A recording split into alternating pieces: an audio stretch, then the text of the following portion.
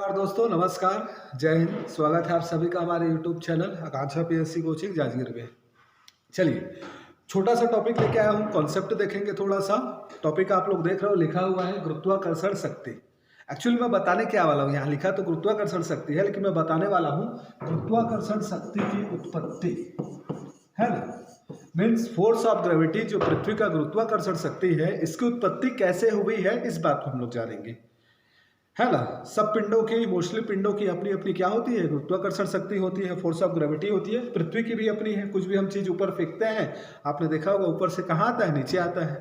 गुरुत्वाकर्षण पावर ही है जिसकी वजह से हम लोग क्या है, हमारा पूरा अस्तित्व है मानव जाति का, अदरवाइज हम सब नहीं होते। चलिए, तो गुरुत्वाकर्षण शक्ति की उत्पत्ति हुई कैसे है, तो देखिए, उत्पत्ति को जानने के लिए आपको थोड़ा बहुत ना और कुछ जानना पड़ेगा। जैसे पृथ्वी का थोड़ा सा आंतरिक संरचना, थोड़ा सा मैं पृथ्वी की आंतरिक संरचना पूरा नहीं बताऊंगा क्योंकि वो अलग टॉपिक है ना। लेकिन थोड़ा सा यहाँ आपको जानना पड़ेगा, ठीक है। चलिए, उत्पत्ति की बात करेंगे उससे पहले सबसे पहले जो अपन जानेंगे वो है पृथ्वी की गतियां। इसको पहले समझो, गति। पृथ्वी की दो प्रकार की गति है, एक को बोला जाता है परिक्रमण, एक को बोला जाता है क्या, परिक्रमण, और दूसरा जो होता है उसको हम बोल देते हैं पृथ्वी का घूर्णन। तो फर्स्ट कौन, परिक्रमण, और दूसरा क्या, घूर्णन। इट मीन्स क्या, पृथ्वी का जो घूमनी है ना, पृथ्वी अपने अक्ष पर भी घूमती है और कक्ष पर भी घूमती है, ठीक है जी। अगर पृथ्वी जब अपने कक्ष पर घूम रही है, कक्ष पर मीन्स क्या, ऑर्बिट पर। ऑर्बिट मीन्स क्या, जैसे कि ये सन है और सन के चारों ओर ऐसे पृथ्वी क्या कर रही है, घूम रही है ना। तो ये जो घूम रही है पृथ्वी का परिक्रमण है, जो पृथ्वी अपने कक्ष के चारों ओर घूम रही है। दूसरी ओर पृथ्वी घूमती है अपने अक्ष पर घूमती है। इट मीन्स क्या, पृथ्वी का यदि आप देखोगे तो काल्पनिक एक अक्ष है जो उसे केंद्र से होकर गुजरता है, इट मीन्स क्या, यदि आप मान लो, इसको समझना थोड़ा मुश्किल क्या है, आप एक खरबूजा लो, उसका जो जहाँ से वो ऊपर का डंठल होता है, जहाँ से उसको मिल रहा है पूरा पोषक तत्व, जहाँ से वो गेन कर रहा है जाके खरबूज के ऊपर, वो उसी बीचों बीच यदि आप सीधा घुसा दो लकड़ी, खील या लंबा सा छड़ वगैरह, तो बीचों बीच आर पार हो जाएगा। तो जो बीचों बीच आर पार हो जाएगा, उसके बाद आप खरबूजा को ऐसे ऐसे घुमाना चाहोगे तो छड़ के चारों ओर घूमेगा, है ना। या फिर आप एप्पल लो, एप्पल के ऊपर डंठल होता है, उस डंठल में आप ऐसे सुई घुसा दो, सीधा इधर से घुसाओगे नीचे से निकल जाएगा। अब आप सेव को सुई के चारों ओर ऐसे ऐसे घुमाओगे तो घूमेगा। तो जो सुई घुसा है अपन एप्पल में, वही क्या हो गया, उसका अक्ष हो गया, जो उसके केंद्र से होकर जा रहा है, सेंटर से होकर जा रहा है। इसी प्रकार पृथ्वी भी अपने अक्ष के चारों ओर घूमता है, ठीक है। और ये अक्ष के जो चारों ओर घूमता है उसको हम क्या बोल देते हैं, घूर्णन। बात समझ में आया। अभी अपने को फिलहाल इससे मतलब नहीं है, किससे मतलब नहीं है, परिक्रमण से, ठीक है। मैं आपको गतियां नहीं पढ़ा रहा हूं, ना ही मैं पृथ्वी की आंतरिक संरचना बता रहा हूं, मैं आपको बस बता रहा हूं पृथ्वी की गुरुत्वाकर्षण शक्ति की उत्पत्ति, ठीक है। चलो इसको छोड़ो। अब ये जो घूर्णन है ना, ये घूर्णन गति है कितनी, तो याद रखिएगा थोड़ा सा, लगभग 1680 किलोमीटर पर आवर। कितना, 1680, मीन्स 1680 किलोमीटर पर आवर की गति से ना पृथ्वी ऐसे वेस्ट टू ईस्ट घूम रहा है, पश्चिम से पूर्व, ठीक है जी। पश्चिम से पूर्व कंटिन्यू ऐसे, जो आप जान रहे हैं दिन रात होता है, 24 घंटा लगता है एक चक्कर पूरा करने में, लगभग 24 घंटा, एग्जैक्ट शायद कुछ कम है ना। तो 24 घंटे में जो एक चक्कर कर रहा है उसकी गति क्या है, घूमने की गति, वो कितनी, लगभग 1680। इस गति के कारण ही ना पृथ्वी का चुंबकत्व, फोर्स ऑफ ग्रेविटी उत्पन्न हुई है। इस गति के कारण ही, कैसे हुई है वो अभी मैं बता रहा हूं, लेकिन कारण क्या है, तो पृथ्वी का घूर्णन एक कारण ये है, दूसरा कारण और भी है, ठीक है। तो पृथ्वी के घूर्णन के कारण हुआ है, लेकिन कैसे हुआ है उस चीज को समझो। अब दूसरी बात समझो, देखिए पृथ्वी की आंतरिक संरचना, क्या संरचना, आंतरिक।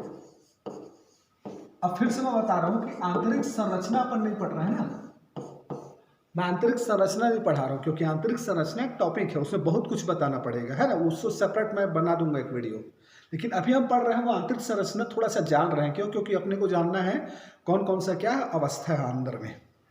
चलिए, अब सतह से अपन नीचे जाएंगे, सतह से नीचे, है ना। तो सतह से नीचे मान लो ऐसे मैं एक बना दिया सर्कल, इसको मान लिया अपन पृथ्वी है और ये इसका सेंटर है, ये इसका क्या है, सेंटर है। अब यहाँ तो मैं सतह के नीचे ऐसे जाएंगे अंदर, तो ये आपके सेंटर में आए, सेंटर में आए, और फिर इधर से निकलेंगे सेंटर को पार करके, तो फिर हम लोग सतह पे आ जाएंगे, आएंगे ना। यहाँ से मान लो सतह से अंदर जा रहे हैं ना, आप जहाँ खड़े हो वहाँ से अंदर जाओ दीजिए, जैसे कुआं खोदते हैं, बोर करवाते हैं, अंदर जाते हैं ना, वैसा अंदर। वैसे आप जाओगे तो सतह से कहीं पद से भी आओ, आप सीधा जाते जाओगे तो आप सेंटर पे पहुंचोगे, और फिर सेंटर को पार करो, केंद्र से फिर ऐसे कुछ चीज निकालेंगे। हालांकि हम ऐसा कभी जा नहीं सकते, लेकिन ऐसा अगर चाहेंगे तो किसी चीज को भेजना, सेंटर से होके फिर से दूसरी ओर सतह में निकल जाएगा, ठीक। तो जैसे सतह से हम नीचे जाते हैं ना, तो सतह से नीचे जाने पर क्या होता है, विभिन्न प्रकार की चट्टानें पाई जाती हैं, विभिन्न प्रकार के तत्व पाए जाते हैं, दाब में वृद्धि होती है, घनत्व में वृद्धि होता है, ताप में वृद्धि होता है, ठीक है। मतलब चीज बताऊं तो इसी को मैं आप दूसरे एंगल से बता रहा हूं। आप मान लीजिए ये पृथ्वी का एक पार्ट को मैं काट लिया यहाँ पर, ठीक है जी। अब काट के मैं बोला कि ये पृथ्वी का एक पार्ट है, काट लिए पूरा गोला ना करके, ठीक है। ये आपका सतह है और ये पृथ्वी का केंद्र है, ये क्या हो गया, पृथ्वी का केंद्र, ठीक है। अब केंद्र में आए, ठीक। अब मैं क्या बोल रहा हूं, आप सतह से नीचे जाओगे ना, तो भाई विभिन्न प्रकार की यहाँ कुछ चट्टानें पाई जाएगी, इधर कोई अन्य चट्टानें पाई जाएगी, ठीक है। अलग अलग तत्व पाते जाएंगे, ऊपर से नीचे सेम नहीं है, अलग अलग चट्टानें हैं, खनिज है, तत्व है ना, मतलब विविधता है, सेम नहीं है। दूसरा चीज, जैसे जैसे आप सतह से नीचे जाओगे टेम्परेचर और डेंसिटी दोनों में वृद्धि होती है, इसको याद रखना है, टेम्परेचर और डेंसिटी दोनों में वृद्धि होती है, ठीक। और सतह से नीचे जाने पर जो चट्टानों में, खनिजों में, तत्वों में विविधता पाई जाती है, उसी के आधार पर सतह से लेकर केंद्र तक को मुख्य रूप से 3 भागों में बांटा जाता है। कितने भागों में, 3 भागों में। एक को बोल दिया जाता है आपका भूपर्पटी या क्रस्ट बोला जाता है, दूसरे को बोला जाता है मैंटल, और तीसरे को क्या बोल दिया जाता है, कोर, ठीक है। भूपर्पटी मतलब 30 किलोमीटर तक की गहराई, सतह से आप 30 किलोमीटर तक नीचे जाओगे, माना जाता है सामान्यतः, कहीं पर इसकी गहराई पतली होती है, जहाँ क्या है, सागरी सतह है, महाद्वीपीय सतह में इसकी जो मोटाई है वो ज़्यादा होती है, ठीक है। लेकिन सामान्यतः औसत रूप से देखा जाए तो 30 किलोमीटर गहराई तक। इसके बाद आप 2900 तक जाओगे, 300 से 2900 तक, तो इसको बोला जाता है मैंटल। क्या बोला जाता है, मैंटल। और ये क्या है आपका, भूपर्पटी। क्या है जी, भूपर्पटी। और ये आपका जो हो गया 6371 किलोमीटर, ये क्या हो गया आपका, कोर। तो समझो, सतह से आप पृथ्वी के केंद्र पर यदि जाना चाहोगे तो 6371 किलोमीटर गहरा जाना पड़ेगा, तब आप पहुंचोगे कहाँ, पृथ्वी के केंद्र पर। समझ में आ रहा, इतना गहराई है। और सतह से लेकर इस गहराई को मुख्य रूप से 3 भागों में बांटा गया है। एक को बोला जाता है भूपर्पटी, दूसरे को बोला जाता है मैंटल, और तीसरे को बोला जाता है कोर। इनको पुनः 2-2 भागों में बांटा जाता है, और इनको फिर अलग अलग क्या है, जो संक्रमण परत है उसका अलग अलग नाम है, कोनराड, मोहो, गुटेनबर्ग, लेहमैन, ये सब है ना। तो मैं आंतरिक संरचना पे अभी नहीं जा रहा हूँ, अपने को जितना जानना है मैं उतना बता रहा हूँ, क्यों गुरुत्वाकर्षण शक्ति की उत्पत्ति हुई है उस संबंध में। चलो अब देखो मैं क्या बोला, इसको पुनः 2-2 भाग में बांटा जाता है, ठीक है। ऊपरी भूपर्पटी, निचले भूपर्पटी। इसी प्रकार इसको भी बांटा जाता है 2 भाग में, ऊपरी मेंटल, निचला मेंटल। और इसी प्रकार कोर को भी बांटा जाता है 2 भाग में, ठीक है। कोर को भी बांटा जाता है 2 भाग में।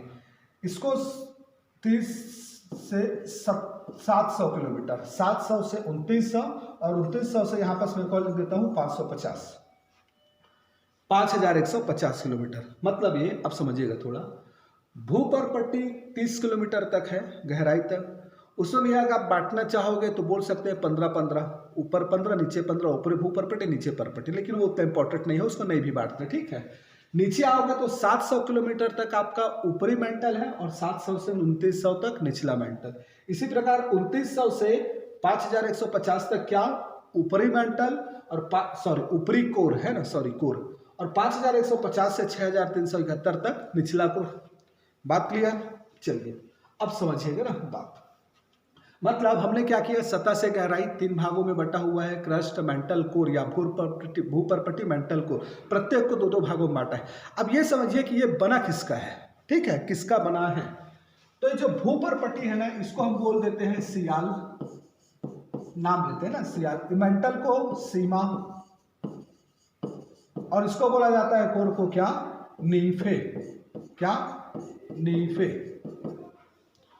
मतलब ये कि ये तत्व का बना हुआ है, ये पर्टिकुलर जो स्तर है, भूपर्पटी किसका बना हुआ है, तो सियाल, Si+Al, सियाल। इसी प्रकार Si+Ma, इसी प्रकार Ni+Fe, मीन्स क्या, सिलिका और एल्यूमिनियम। सियाल का मीन्स क्या, सिलिका और एल्यूमिनियम। इसी प्रकार सीमा का मतलब क्या, सिलिका और मैग्नीशियम। इसी प्रकार निफे का मतलब क्या, निकिल प्लस आयरन। बात क्लियर हो रहा है। इनका ये ना अलग अलग इसी के आधार पर बांटा भी गया है ना।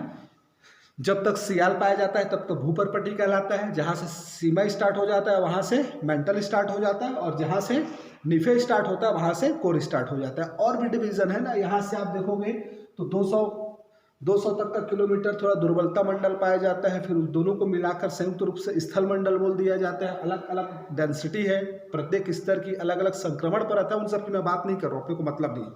चलो, तो बना किसका है, सियाल, सीमा और निफे, और दूसरी तरफ अवस्था। अब देखो अवस्था, अवस्था मीन्स क्या, क्या ऊपर से आप केंद्र तक जाओगे सतह से तो टोटल सॉलिड है, ठोस है, या लिक्विड है, ठीक है, या फिर कहीं पर ठोस है कहीं पर लिक्विड है, या सेमी लिक्विड है, या सेमी सॉलिड है। आप जमीन पे सतह पर खोदाई करेंगे तो क्या मिलता है, ठोस, मिट्टी, पत्थर, कंकड़, यही ना निकलता है, ठोस है, ठीक है, निकलता है ना। हाँ, लेकिन आप गहराई पे जाते जाओगे ना तो हर जगह ठोस नहीं है, इस चीज को समझो। मैं क्या बोला, जैसे जैसे आप सतह से गहराई की ओर जाओगे तापमान में और घनत्व में दोनों में वृद्धि होता है, ठीक। अब देखो तापमान में भी वृद्धि हो रहा है और उसके साथ साथ घनत्व में भी वृद्धि हो रहा है, और तापमान की तुलना में अगर घनत्व में ज्यादा वृद्धि हो रहा है तो तापमान का प्रभाव तत्व पर नहीं पड़ेगा, मतलब तत्व अपना मेल्टिंग पॉइंट प्राप्त नहीं कर पाएगा, गलनांक प्राप्त नहीं कर पाएगा। मीन्स जहां जहां तापमान की तुलना में डेंसिटी में ज्यादा वृद्धि हो रहा है वहां वहां ठोस रहेगा, और जहां डेंसिटी में कम वृद्धि हुआ और तापमान में ज्यादा वृद्धि हो गया तो मेल्टिंग पॉइंट गलनांक प्राप्त कर लेगा, और ऐसा करने के बाद क्या होगा, द्रव अवस्था आ जाएगा, ठीक। तो यहां बस ना एक पाया जाता है दुर्बलता मंडल जिसको बोला जाता है, उसकी हम लोग बात नहीं करेंगे, हम लोग आंतरिक संरचना वो सब डिटेल से पढ़ते हैं, यहाँ नहीं जानना है अपने को। चलो सिंपल सी बात समझो, तो ये आपका ठोस परत है, कौन सा, भूपर्पटी ठोस है।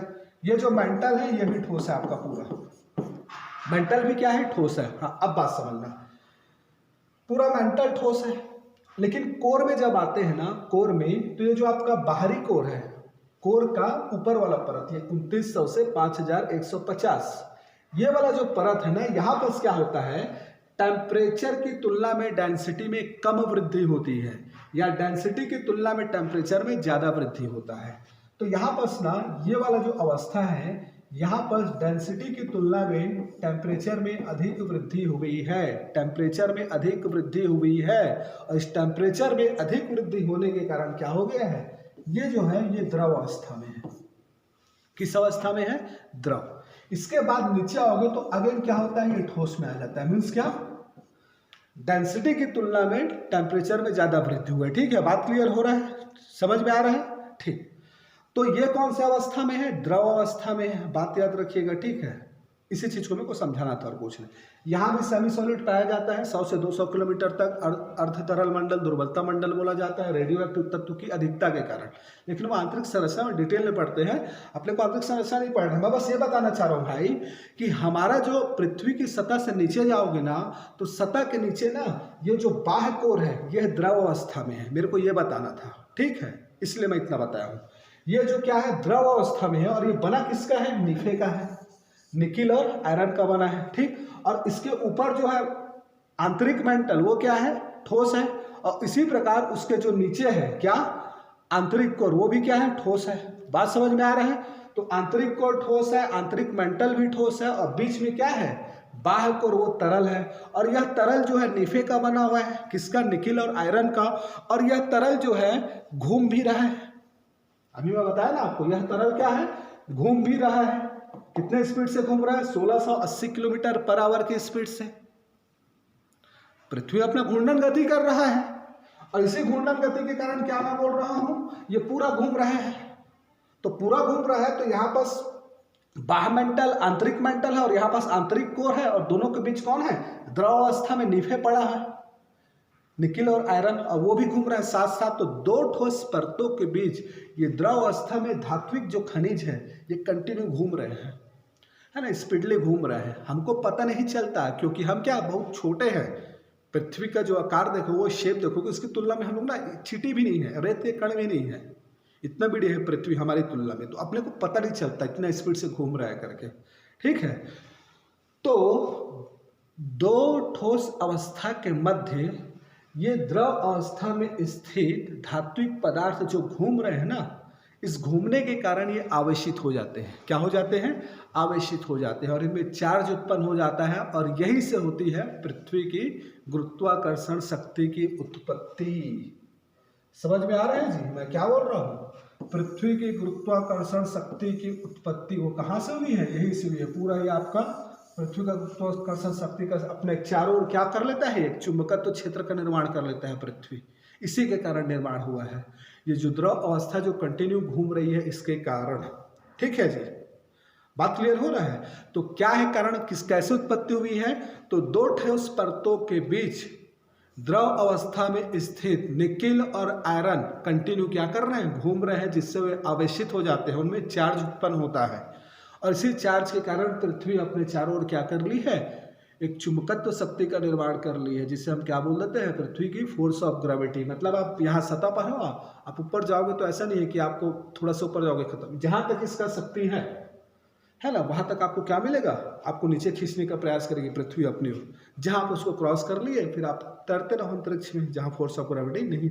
आई होप आप लोग को समझ में आया होगा फोर्स ऑफ ग्रेविटी उत्पन्न कैसे हुआ है। मेरा बताने का उद्देश्य बस क्या था, उत्पन्न कैसे हुआ है। समझ में आया होगा तो वीडियो को लाइक कर देना, थोड़ा सा शेयर कर देना, चैनल सब्सक्राइब कर लेना। कोई और कॉन्सेप्ट चाहिए जियोग्राफी से या यानी कोई से भी सब्जेक्ट, संविधान, जियोग्राफी, इकोनॉमिक्स, हिस्ट्री, ये 4 सब्जेक्ट में इजिली डील करता हूँ। कोई अदर कॉन्सेप्ट चाहिए होगा तो कमेंट में बताइएगा। मिलते हैं नेक्स्ट कॉन्सेप्ट के साथ, तब तक के लिए चलिए बाय।